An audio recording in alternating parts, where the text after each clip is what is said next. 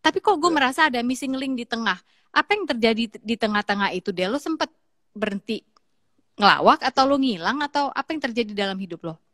Eh, eh, itu kira-kira tahun 89 sampai 94-an gue itu siaran ya, siaran di Radio SK. Setelah itu gue jadi manajernya Bagito. Betul, itu gue tahu. Dan di sela-sela itu, 94, 95, 96, itu gue sempet salah memilih jalur deh, gue pakai narkoba gitu. Jadi Oh, oke. apa namanya yang gue pikir sekarang adalah waktu itu gue salah milih jalur sehingga potensi gue tertutupi karena jalan gue nggak benar, jalan lo bukan jalan komedi deh gitu. Pas gue ini gue mau ngambil jalan lain Identitas yang gitu. salah yang lo denger ya. Iya, Lo sehingga meragukan diri sendiri iya, dan iya, mencoba mencari penawarnya pada iya, jalur yang salah. Oke. iya, iya. Pada jalur saya akhirnya gue memilih karena gue nggak bisa nyalahin siapa-siapa lah, keluarga gue maksudnya secara religius banget gitu. Terus harusnya juga gue nggak gampang tergoda sama yang seperti itu karena lingkungan rumah gue di Pisangan dari dulu memang lingkungannya begitu, pemabokan, judi segala macam. Tau gue bisa Ya. fine aja gitu. Mm. Tapi begitu gue ada agak ini, nah gue salah milih dah tuh. Mm. Dan apa namanya, sialnya, yang gue pilih ini bukan barang yang coba-coba gitu. Jadi lo pakai sehari, 2 hari, atau 3 hari, ya udah lo jadi ketagihan gitu. Waktu itu ada Hmm. nama narkobanya namanya Putau. Itu Putau itu emang hebat. paling sih. Ya. Iya. Dan sialnya waktu itu, Bu, belum ada role model yang bisa gue lihat kalau lo pakai Putau lo akan begini nih deh gitu. Karena itu baru banget ada di sini di Indonesia gitu. Iya. Jadi kalau kalau minum gue udah lihat nih gimana nih apa namanya efeknya kalau orang minum suka berantem lah segala macem atau Mm-mm. minum obat pil Koplo, koplo koplo.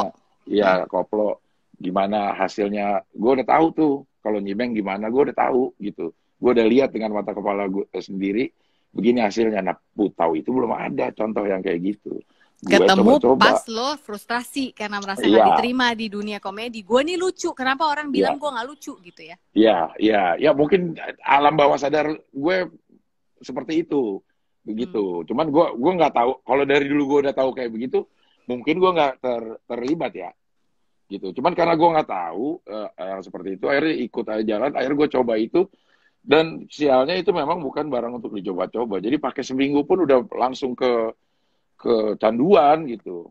Del, sorry kalau Dan gue boleh nanya ya. Lo boleh ya jawab atau enggak. Apa sih yang paling jeleknya ketika ada orang yang lagi sakau sama putau itu? Yang lo rasain? uh, gini ya, Putau itu uh, punya efek kalau kita nggak pakai, habis pakai terus sakau gitu ya. Artinya waktu kita nagih itu secara badan kita tuh nagih juga karena seluruh lubang yang ada di tubuh kita itu akan mengeluarkan cairan. Pori-pori kita akan keringetan. Ini hidung tuh meler, mencret segala macam. Mungkin conge doang yang nggak keluar. Muntah, apapun yang kita masukin itu kita muntah. Terus badan ngilu, sakit. Itu dirasakan berbarengan Bu. Sakitnya itu berbarengan. Dan akan hilang spontan gitu kita masukin Putau itu satu pumping hilang. Jadi sebegitu nagihnya gitu. Selain jiwa kita yang udah rusak, badan kita juga nagih. Dan ini yang nggak ada di narkoba yang lain sebenarnya gitu. Bukan berarti narkoba yang lain Lebih baik gampang ya, enggak ya, tapi jangan ya. ya tetap enggak gitu, tetap enggak karena apa namanya narkoba yang dirusak itu sebenarnya yang paling krusial dirusakkan narkoba itu adalah jiwa kita. Makanya buat pemakai, buat jangkis, kalau ke dokter itu dikonsul ke dokter jiwa, psikiatri. Karena yang rusak itu adalah jiwa kita. Kalau kata Profesor Dedang Hawari itu namanya mental adiktif. Yang yang nagih itu adalah jiwa lo. Gitu. Badan lo itu bakal bisa lo handle kalau jiwa lo udah nggak nagih. Makanya ditaruh di dokter jiwa. Dan itu yang menurut gue sekarang penanganannya itu nggak tahu ya sampai gue terakhir memperhatikan itu penanganan narkoba itu masih belum nyentuh ke situ gitu. Jadi permukaannya aja sekedar detoksifikasi. Jadi gini, untuk nyembuhin narkoba itu satu harus detoksifikasi artinya membuang zat-zat itu di tubuh kita. Yang kedua harus rehabilitasi. Asupan-asupan jiwa itu yang harus dimasukin. Makanya ada rehab di pesantren, ada rehab di gereja. Di masing-masing agama tuh punya cara rehab sendiri-sendiri. Gunanya untuk menyembuhkan jiwanya setelah badan lo. Yang ketiga, namanya, setelah lo rehab, bagaimana supaya kebiasaan lo direhabilitasi itu tetap lo bawa di dunia luar. Sehingga bentengnya pun bukan benteng tembok rehabilitasi lagi. Bentengnya itu benteng hati lo, jiwa lo yang sudah terbentengi. Nah, aftercare ini yang gue rasa nggak ada di sini. Sehingga begitu keluar dari tembok rehabilitasi, lo pakai lagi gitu. Karena temboknya udah Gampang hilang untuk, waktu. iya. Iya, karena waktu kita direhab kita nggak pakai karena ada tembok fisik gitu. Barang nggak ada Iya, yang masuk, nggak ada iya, yang masuk.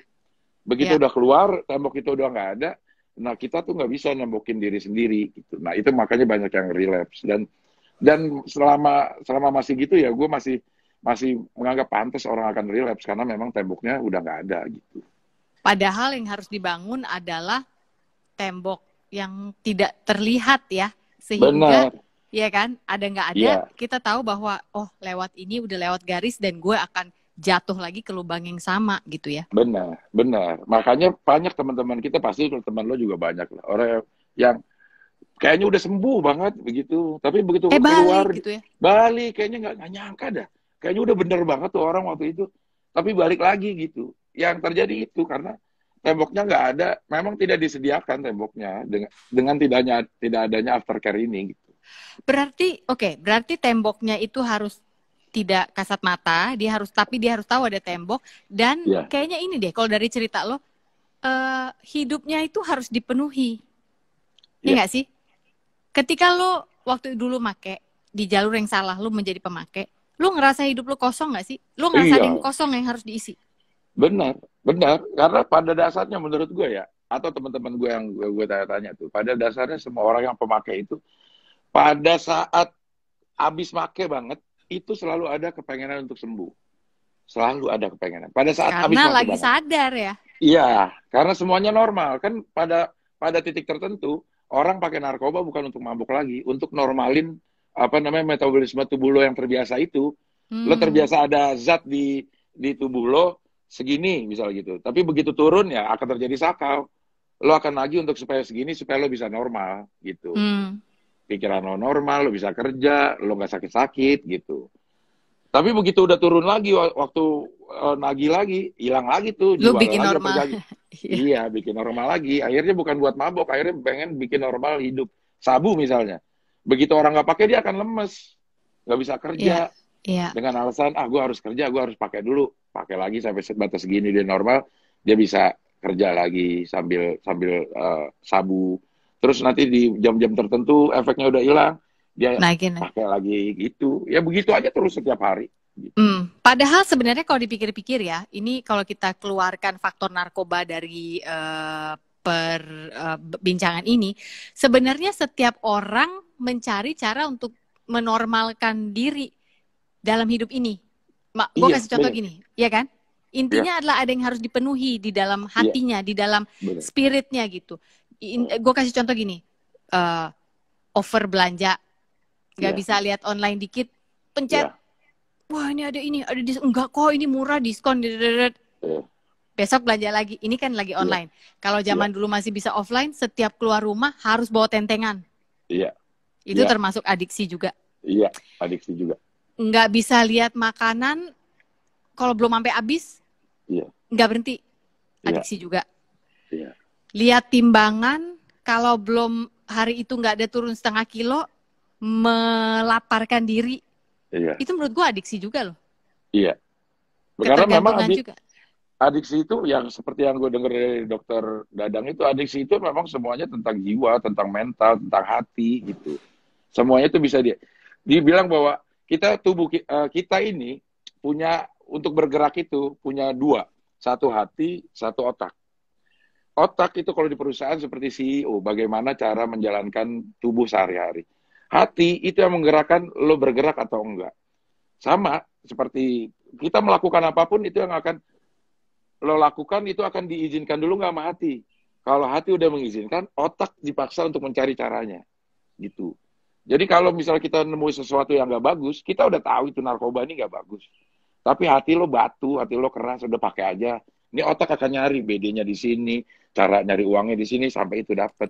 Padahal menurut gue Begitu. kayaknya tuh translation-nya salah ke otak ya. Sebenarnya hati nyari untuk dipenuhi, bukan nyuruh lo pakai aja nih narkoba. Cari cara untuk lu Iya, dipenuhi, gimana caranya. Lalu translation-nya kayaknya ada yang lost di tengah. betul, betul ya, iya, betul sekali gitu. Jadi Frekuensinya kayak lost, terus bandar deh, cari deh gitu ya. iya, seperti itu. Tapi eh, menurut gue ya makanya tuh kalau di Islam ya, di tempat di agama gue itu semua itu dibilang semua itu berpangkal dari hati. Hati pun gue udah ikut beberapa kali seminar gitu, ternyata hati itu bukan hati liver loh ternyata. Bukan hati liver. Makanya kalau di Inggris sih sebutnya heart ya, jantung Heart. gitu. Makanya katanya jantung itu adalah organ yang juga bisa berpikir, Bu. Dia menerima sinyal-sinyal dan dia berpikir, dan itu yang diinin ke otak gitu. Ya, hati itu cuma satu, ya atau tidak, kayak apa ya, kayak bilangan biner gitu, 1 dan 0. Lakukan atau tidak lakukan gitu. Makanya sering kita dibilang lo nggak bisa menipu hati kecil lo.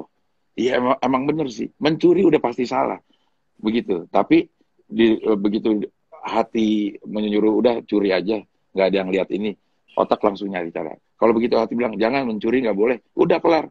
Otak gak bakal bekerja untuk bagaimana caranya dapetin barang itu gitu. Jadi ya atau tidaknya tindakan kita itu diperintahkan oleh hati gitu. Tapi bagaimana caranya menemukan itu diperintahkan sama otak. Nah, yang sering kosong itu hati, yang sering kosong, yang gampang ketipu, gampang ketutup sama dosa-dosa dunia katanya. Sehingga menganggap mencuri itu ya nggak apa-apa. Nggak apa-apa lah, sekali Iya. gue lapar kok gitu ya. Iya, itu. Karena itu udah ketutup apa namanya, hatinya itu dengan Kayak noda-noda plak, ada plak. Ada plak, ya betul. Makanya kalau di gue itu obatnya zikir. Zikir itu membersihkan hati, dan gue rasa di agama yang lain juga punya cara sendiri-sendiri bagaimana cara membersihkan hati. Oke. Nah, di rehab, waktu gue pernah direhab di pesantren di Suralaya, di Tasik. Nah, itu diajarin tuh, Bu, bagaimana cara kita membersihkan hati gitu. Berapa lama tuh? Di rehab itu gue setahun. Balik tapi jadi, lu bisa bermasyarakat lagi? Enggak kan, yang gue tahu pakai lagi kan? Karena gue ingat kita tuh pernah ngobrol di studio belakang Indosiar nunggu syuting. Gue inget banget udah malam, tapi ada yang harus kita retake. Terus sambil ngantuk-ngantuk makan nasi bungkus. Gue nggak tahu, kita tinggal berdua waktu itu, Edel. Gue nggak tahu yang lain udah pada tidur atau apa nunggu giliran syuting. Terus tiba-tiba lu cerita nih soal yang narkoba. Terus gue inget banget lu bilang ada satu hal yang bikin gue paling takut, Bu, waktu itu. Setelah udah sembuh segala macem, gue harus dicek darah untuk cek gue kena HIV apa enggak, karena lu udah main suntikannya sembarangan gitu kan. Gue inget banget cerita itu sampai hari ini. Jadi gue kalau inget, ya ampun gila ya, itu pasti gak enak banget ada di posisi itu waktu itu gitu. Iya. Jadi waktu sampai beberapa tahun yang lalu gue masih rutin cek itu. Cek karena HIV. Trauma?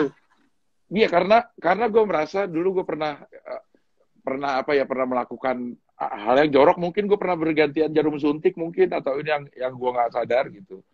Sampai di satu masa gue dapat pengetahuan bahwa HIV itu inkubasinya lama, Lel, gitu. Enggak begitu lo pakai sekarang, baru ketahuan sekarang. Bisa 6 bulan, bisa setahun, bisa 3 tahun, katanya gitu. Tapi enggak lah, 3 tahun. Iya, waktu itu gue dapat ini. Jadi gue tuh secara rutin periksa darah gue kena HIV apa enggak. itu adiksi lagi tuh ya. Ini tragedi plus time sama dengan komedi ini nih. Dulu itu tragedi dong, lo harus periksa melulu kan, suffer lo menderita. Sekarang lo ngeliat lo ketawa kan, ngapain gue ya dulu. Kayak yang bener aja periksa-periksa darah mulu. Udah jelas dibilang negatif, pengen banget lihat positif. Iya, saking takutnya itu. Siapa tahu belum jadi inkubasinya gitu. Saking gue takutnya, kotak dah. Itu mempengaruhi pas awal lo mau menikah dan punya anak nggak sih? Iya. Lo takut menularkan apapun kan pasti? Iya. Jadi gue periksa semua gitu, periksa semua penyakit yang dibawa oleh si Putau itu. hepatitis C, Ya. HIV, terus lambung, paru, semua itu gue periksa gitu. Masih dalam batas toleransi lah gitu, belum ada, tidak ada penyakitnya, alhamdulillah.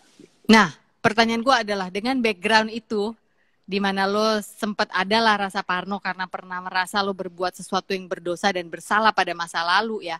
Padahal ketika lo datang kepada Tuhan dan lo mengakui semua dosa lo kan, kita percaya kita diampuni. Tuhan kan Maha Pengampun ya Del ya. Tapi betul, pertanyaan gue adalah, hobi parno itu lo kebawa ke sekarang nggak nih masa COVID nih? COVID awal-awal ya, awal-awal iya. Parno. Awal-awal parno banget gitu, parno. Istri gue juga termasuk yang parno gitu. Sampai satu titik harus kerja keluar juga gitu, harus kerja keluar juga, dan gue berusaha aja karena gue ngerasa begini, ketat-ketatnya kita menjaga apa namanya protokol, tapi pada saat yang bersamaan ada orang yang tidak menjaga dengan ketat, akhirnya sama aja kita tetap beresiko kok gitu, tetap beresiko. Udah punya keputusan lo keluar rumah, artinya lo udah harus menyadari siap juga dengan bahwa konsekuensi. Kok siap dengan konsekuensinya gitu ya, kita jaga dengan sebisa kita aja gitu. Gue denger lo di rumah yang sekarang ada studio disewain ya buat teman-teman komedian. Hebat banget sih otak bisnisnya. Pak Dodeng keluar nih, Pak Dodeng nih. Itu awalnya kenapa tuh bikin studio? Awalnya karena waktu berbarengan dengan gue bikin rumah ini, terus ada satu ruangan yang nggak kepake tadinya. Karena rumah gue tuh, sering didatengin sama teman-teman gue, anak-anak yang pelawak-pelawak yang umurnya di bawah gue deh, datang gitu untuk ngobrol segala macam, termasuk bikin musik-musik komedi. Nah, gue bikin itu, tempat ngumpul, belum ada bikin studio. Tapi saking nggak ada kerjaannya saat pandemi, akhirnya perintil-perintilan tuh, beli kamera satu buat bikin konten, terus beli lampu satu, akhirnya diredam, akhirnya jadi kayak begini gitu. Kalau sama temen gue nggak sewain. Iya, cakep ya. Iya, bagus gitu. Terus gue bikin live. Sama temen lo nggak sewain, tapi harus swap temen lo masuk situ. Sama teman. Iya dong, kan masuk rumah kan nggak? Iya benar. Tapi sama teman, fasilitas studionya tidak gue sewain. Tapi karena di sini ada yang kerja, lo bayar dia aja gitu. Bayar orang yang kerja operatornya. Gitu. Tapi fasilitas studionya silakan lo pakai. Gitu. Wow. Jadi udah berapa orang yang bikin produksi di situ? Lumayan banyak orang yang bikin di sini. Ada beberapa anak stand up juga ada yang di sini.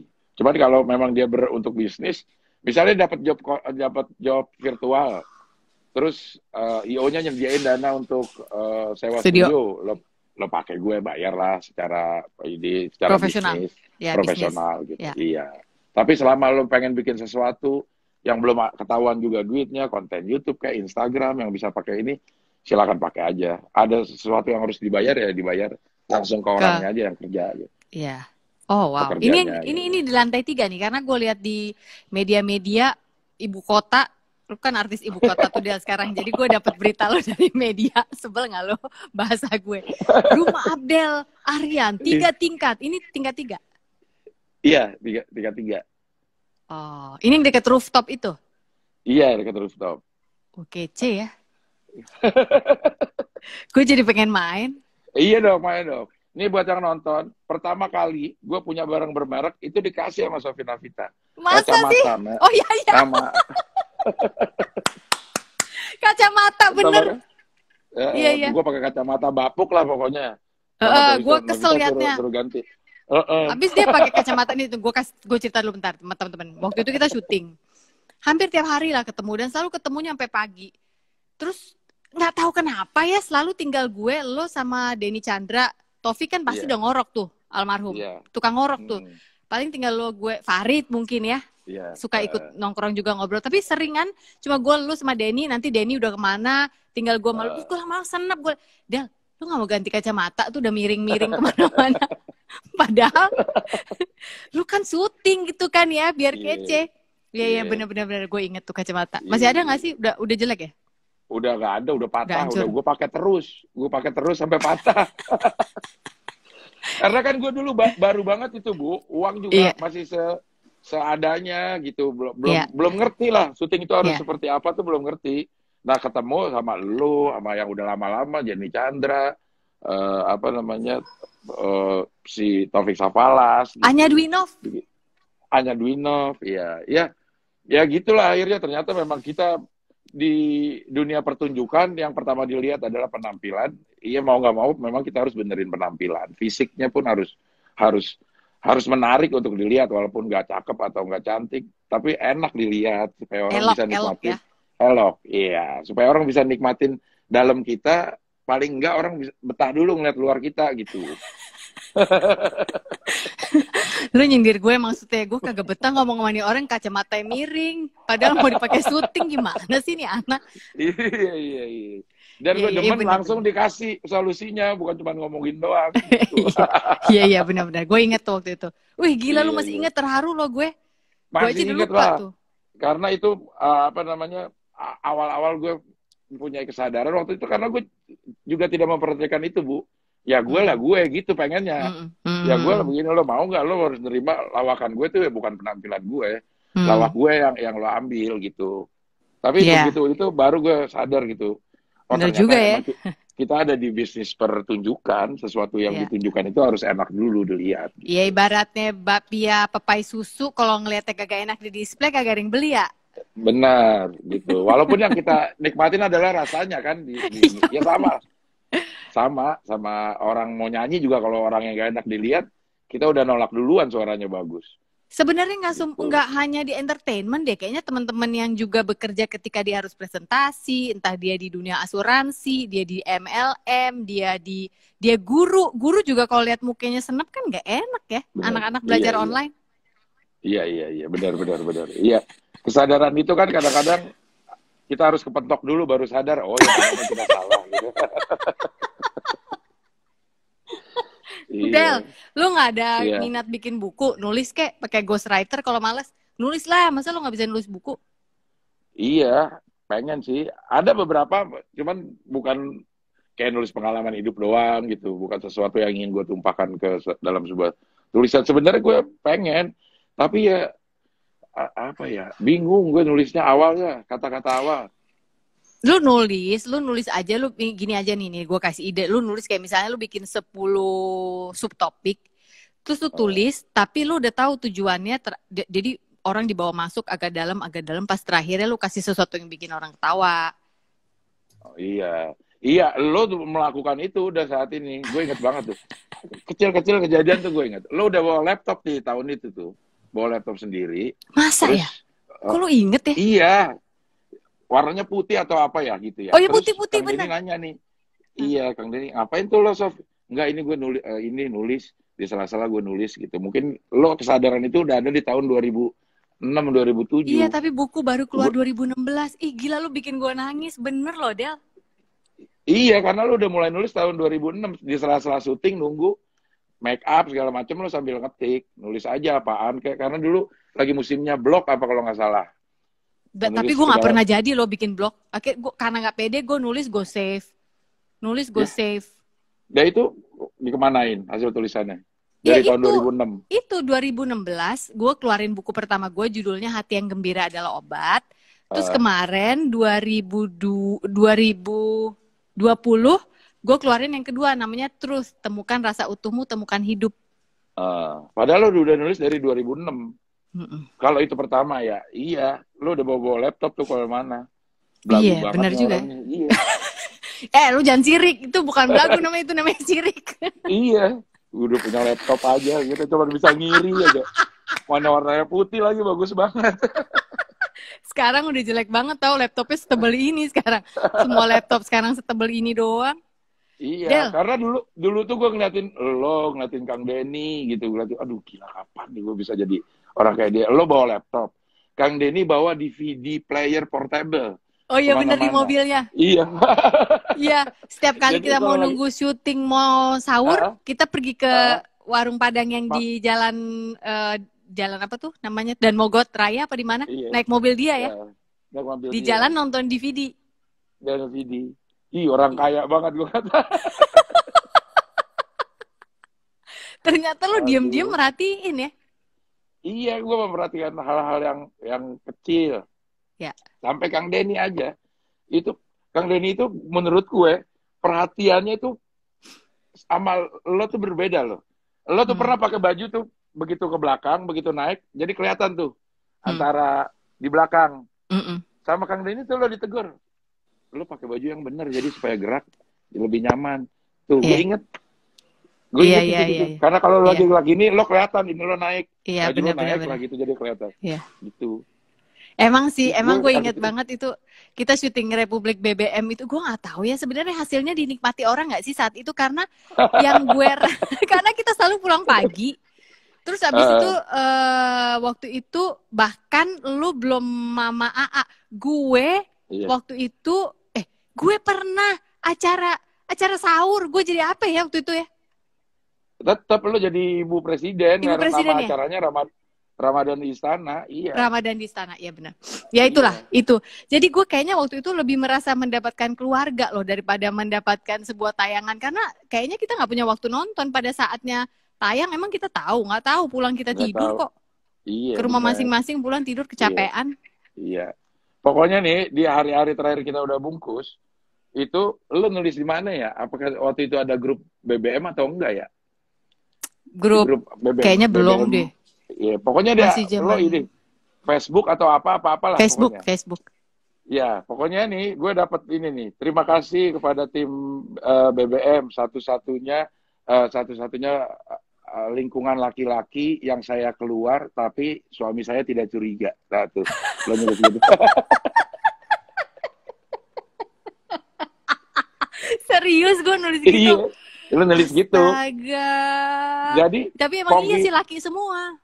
Iya, Pongki itu nggak curiga kalau asal perginya ya udah sama yang BBM itu. Karena kan kita sambil nunggu, kita pergi makan sampai ke Blok M, makan sampai kemana gitu. Iya bener-bener. Kita pokoknya hiburan makan doang ya saat itu ya. Makan nunggu syuting, nunggu cek turun dari Indosiar. Nunggu siapa? Nunggu Juli Apolas. Polas belum lewat, berarti belum bayar. Belum bayar, iya. Sama Yono dulu, iya. Oh ya Yono, astaga. Aduh ini instead of Sofina Vitox malah jadi ini nih, jadi reuni. Maaf ya guys ya, ini kita reuni sedikit ya. Karena memang pertemanan saya sama Abdel jauh banget ke belakang. Tapi Del, kalau lu sekarang harus menceritakan kepada anak-anak lo, apa yang lu ceritakan? Ini bagian yang tadi jelek, yang menurut orang jelek, bagaimana lu menceritakan kepada anak-anak lo? Atau udah lu ceritain apa belum? Udah. Sekarang udah diceritain. Udah umur berapa ya mereka? Anak gue umur ada yang 13, ada yang 20, ada yang 7. Tapi gue udah ceritain kok semua. Udah, oke. Ya, udah gue ceritain semua gitu. Jadi tahu lah. Tapi dia nggak tahu narkoba itu kayak apa segala macam gitu. Narkoba bukan sesuatu yang harus dipakai. Nah sampai kemarin juga ada nih ponakan gue yang dicurigai. Yang dicurigai pakai. Ibunya telepon gue nih. Del, gue nemu korek nih di tempat anaknya, korek-korek gini nih. Terus kalau udah nggak ada ibu, udah buat diganjel. Iya, udah itu buat diganjel kan ciri-ciri orang pakai sabu gitu. Gue nemu nih 1 atau 2 gitu. Dan gue ngomong tuh ke si ponakan gue, iya. Gue bilang, lo kan udah lihat nih gue dulu. Karena waktu dia kecil, gue lagi aktif-aktifnya pakai gitu. Maksudnya lo lihat bahaya narkoba itu bukan dari tulisan, bukan dari TV, bukan dari mana, lo lihat sendiri gimana hancurnya hidup gue karena pakai narkoba gitu. Kalau lo emang pakai, yuk kita omongin supaya emang nggak keterusan. Kalau lo emang nggak pakai, kasih alasan gue yang masuk akal kenapa korek itu ada di situ gitu. Jadi karena kayaknya kita nggak bisa ngerasin orang yang kita curigai pakai gitu, atau yang kita tahu pakai, kayaknya kita nggak bisa pakai pendekatan keras deh. Memang harus disentuh. Jiwanya disentuh. Ya? Jiwanya, benar. Gitu. Apa yang dia ingin dipenuhi itu kita penuhi, supaya dia dengan sadar menjauh dari yang akan memakan dia hidup-hidup itu. Benar, gitu. Jadi kalau ada keluarga nih, siapapun yang punya anggotanya kena narkoba, yang pertama harus dilakukan adalah jangan dikerasin, justru harus dilembutin gitu. Memang harus sabar. Keluarga gue itu ngurusin gue waktunya mungkin sekitar 7 tahun gitu, baru bisa gue clean bener-bener. Dari 94 sampai, dari 96 lah begitu gue ngaku. Sampai 2001 gue berhenti putau gitu. Iya, kehidupannya ya emang begitu. Makanya dibilang, kalau anggota keluarga kita ketergantungan dengan pakai narkoba, kita sebagai anggota keluarganya ikut ketergantungan. Karena mood kita akan selalu terpengaruh oleh mood dia nih yang pakai. Begitu nih anak ketahuan pakai, kita semua akan resah gitu. Iya. Sama-sama gitu. Jadi sama-sama. Ya namanya keluarga. Benar, begitu. Jadi langkah pertama adalah rangkul, jangan dijauhin. Oke. Del, satu cerita lucu dong sebelum kita mengakhiri sore ini yang lo inget saat ini. Gue nggak tahu ya, gue inget lo pernah cerita, gue nggak tahu di wawancara sama siapa yang lo cerita soal nyokap dulu. Lo udah punya duit, lo bawa ke butik, terus lo mau beli tas LV, terus pas dia tahu harganya, gimana dia cerita? Coba cerita dong. Jadi pada saat gue udah punya uang, gue punya mobil gitu. Terus nyokap gue itu senang kalau diajak untuk ngelihat lampu jalanan. Dan gue jalan-jalan aja deh gitu. Ini gue itu. Sampai satu saat gue ajak jalan ke mall. Jalan ke mall. Terus gue masuk ke counter tas itu gitu. Masuk nih, tanyain yang itu harganya berapa, dia gue tanya nih. Berapa nih mbak harganya? 25 juta. Gitu. Gue bilang sama mami, 25 juta. Buset, mahal banget 25 juta. Emang kenapa ini keunggulan apaan dia bisa tas begitu? Keunggulan. 25 juta. Namanya emak kampung ya. Kayak tas-tas aja gitu. 25 juta. Ini karena ini kulit kerbau asli. Kulit kerbau asli ini gitu. Kata nyokap gue, sini uang lo 25 juta deh. Gue kasih kulit kebo, gue kasih palanya, gue kasih tanduknya, gue kasih buntutnya. Hidup! Kata gue. Hidup lagi bisa lo ternak. Kata. Tapi itu bener. Itu bener. Ya bener kan? Iya. Segitu harga kebo. Iya. Dapat itu semua. Lebih mahal malah. Iya. Lebih mahal malah kadang. Iya, bisa buat bajak sawah, bisa buat ini. Anak-anak lo ada yang nurunin lo gak sih ceplos-ceplos lucunya? Gak ada? Ada gak? Yang lo udah lihat nih kayak ini jadi. Kayaknya ada. Jadi, tapi ya itu pemalu. Tapi dari diksi-diksinya juga udah mulai ya kayaknya dia senang ngelucu nih gitu. Karena kalau misalnya ada temannya main di sini, itu dia lebih dominan gitu untuk bikin teman-temannya ketawa. Kalau gue dengerin ya gitu ya. Ketawa, terus anak gue ngomong, Kak, ketawa lagi. Sebenarnya ada sih, tinggal dipupuk aja. Gitu. Cari duit dari tawa orang. Semoga jadi luar deh biasa. Yang itu. Iya, daripada nyari duit dari tangisan orang.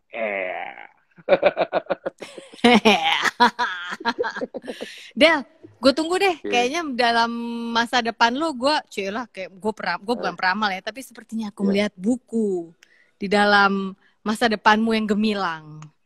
Amin ya Allah, amin. Siap. Lo mau ngomong apa nih ke pendengar dan penonton kita sore hari ini sebelum kita bubaran? Gak kerasa udah sejam nih, Cing. Iya. Sebelum bubaran. Banyak kan ibu-ibu tapi ya. Iya, ibu-ibu. Gue sampai nanya tadi sebelum ini, Bu, boleh ngerokok nggak nih? Boleh sih, terserah. Tapi yang nonton banyak kan ibu-ibu. Ya udah deh, gue nggak ngerokok.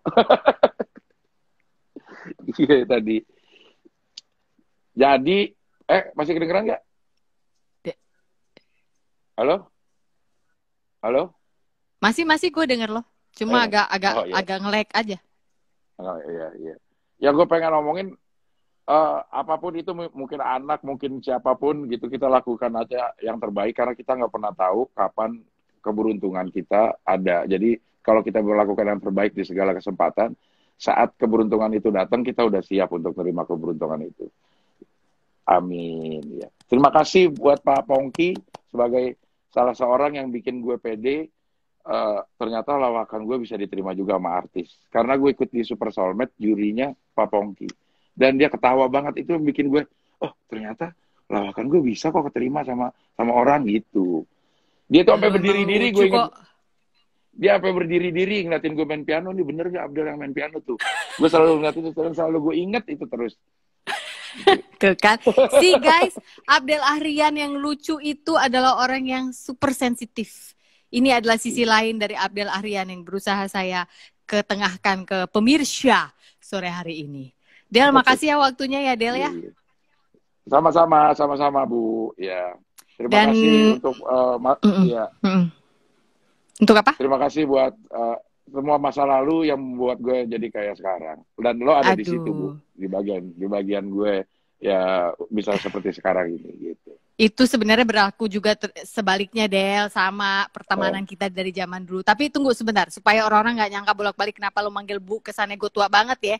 Maksudnya adalah karena dulu aku Bu Presiden perannya. Iya, benar. Zaman dulu. Jadi dia selalu manggil Bu Pres.